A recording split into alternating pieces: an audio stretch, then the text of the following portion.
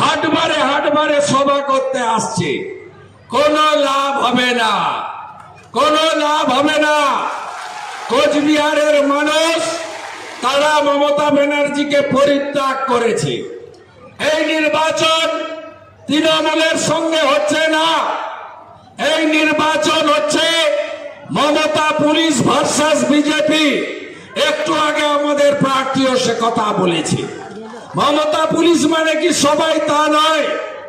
এই রাজ্যের পুলিশ মন্ত্রী একটু আগে দিনহাটাতে বলেছে 2 মাস পরে যে পুলিশরা নিশীথের হয়ে কাজ করছে, আরে নিশীথের পুলিশ লাগে না, যে পুলিশরা নিরপেক্ষ ভাবে কাজ করছে, সিআরপিসি আইপিসি মেনে কাজ করছে, তাদেরকে নিশীথের বাড়ি পাঠিয়ে দেবে আর তিনি নাকি দেখে নেবেন। আমি বলে গেলাম, ভরসা করেন তো? বিধানসভায় 77টা এমএলএ নিয়ে কি করেছি দেখেছেন? যেদিন বিধানসভার সেশন থাকে আমাকে সাসপেন্ড করে, সঙ্গে মিহিরদাকেও সাসপেন্ড করে, আমাদেরকে বাইরে রাখতে হয়।